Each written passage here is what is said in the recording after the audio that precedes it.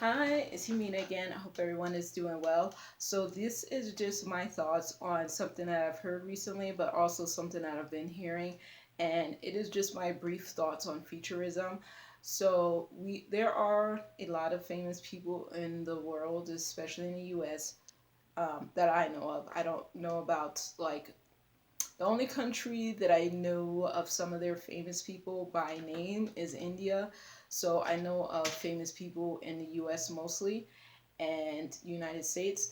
And I would say that the people who are of African descent or African American descent and who identify as black in the entertainment industry, that I feel like, and I'm not going to talk about colorism today because I think I'm going to make a video about colorism on another time, at another time, but they sometimes do go hand in hand. But what I will say for all the famous people who are black descent, who are identify as black, who are children of the African diaspora who live in the USA, I feel like their fame has come in spite of them being black, and their opportunities have come in spite of them being black. Um, they had to they had to make way for themselves within the industry they wanted to be in to reach those goals, and because and I don't want to speak too much about this because I don't know a whole bunch about the entertainment industry, but we hear about it in the media and in every other form. We hear about it. We hear how the racism, prejudice, and all that stuff is involved in the entertainment industry. We know about that with the award ceremonies as well. And it does seem to favor people who are not black, who are not brown skinned, who are not who may be what some people call ambiguously black. So my thing is, I wish people who are on the outskirts of the entertainment industry, who do identify as black, who do identify as appreciating their melanin, appreciating their heritage, appreciating their color, that we stop saying that those in the entertainment industry are particularly chosen for the roles that they have because they have like Eurocentric features or white features.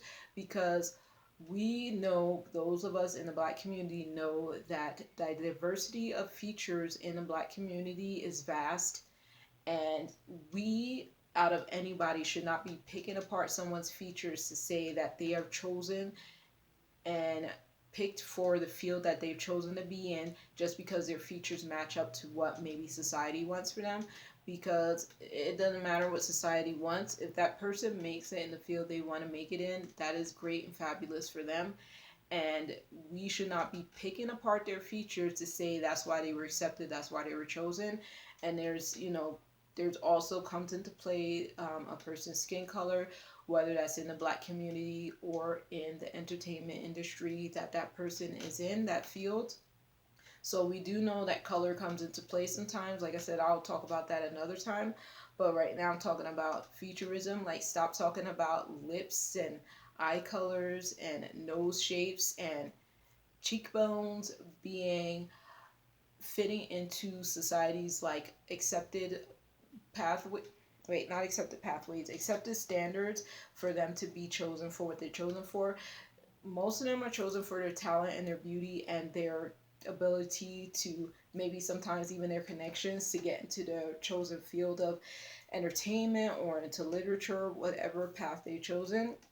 And for us to like pick apart their features in spite of their skin color or because of their skin color to say that that's why they were chosen just doesn't make any sense. Because like I said, people in the black community have very diverse features and they are absolutely beautiful. And yeah, some of the most beautiful people on earth. And I don't like when we make it a thing within a community to like pick people apart and say they've only been chosen because of this, that, the other, in spite of their skin color or because of their skin color. And like I said, I'm going to talk about colorism another time.